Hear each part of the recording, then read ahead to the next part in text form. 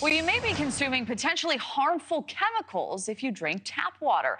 According to a new study from the U.S. Geological Survey, nearly half of the tap water in the U.S. contains forever chemicals. Scientists say these chemicals are linked to high cholesterol, obesity, thyroid disease, and even cancer. And now some environmental groups are calling for regulations on drinking water to monitor the chemicals. Joining us now is the study's lead author and research hydrologist, Kelly Smalling, and professor of we'll skip that, and toxicology at East Carolina University, Jamie DeWitt.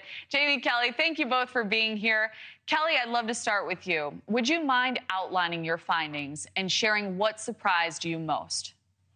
Yeah, thank you so much for having me. So again, you started with it. 45% of U.S. tap water is estimated to have at least one PFAS. What this study showed was that we spent a lot of time focused on private wells and comparing those to public supply. Private wells in the U.S. are not regulated, and they tend to be monitored based on the homeowner's discretion. So let's just say there's about 40 million people on private wells. So about 13% of the country may not have information about their drinking water quality.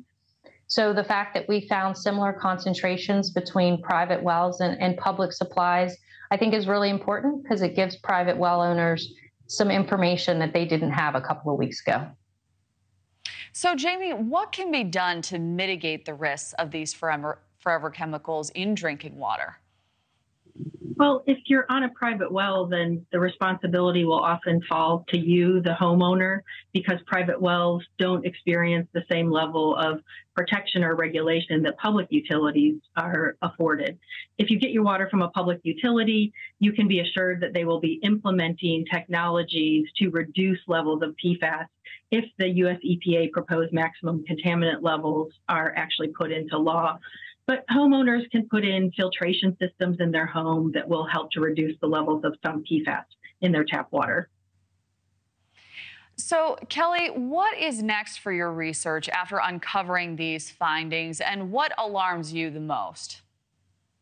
So that's a great question, and I'm glad you asked. The USGS has been conducting this type of tap water research since 2016. A lot of our studies are community-based, and we work with our partners to answer questions specifically related to their drinking water quality. We have been doing PFAS in that drinking water since 2016. And so what's next? We're going to continue to work with community partners. We're going to continue to work with private well users, and we're going to continue to work with rural communities where information on drinking water quality is limited. And Jamie, is there anything being done to regulate tap water right now? As I mentioned, the U.S. Environmental Protection Agency has proposed maximum contaminant levels or regulatory limits on 6 individual PFAS chemicals. If these are passed, then they would be enforced and enforceable and would give states and municipalities access to some funds to implement technologies to reduce those PFAS and hopefully more in our drinking water supply. All right, Jamie, professor of pharmacology. I apologize for being tongue-tied there. Kelly Smalling, thank you both for joining us. Thank you for watching. Go to newsnationnow.com to find NewsNation on your television provider. And don't forget to click the red subscribe button below to get more of NewsNation's fact-driven, unbiased coverage.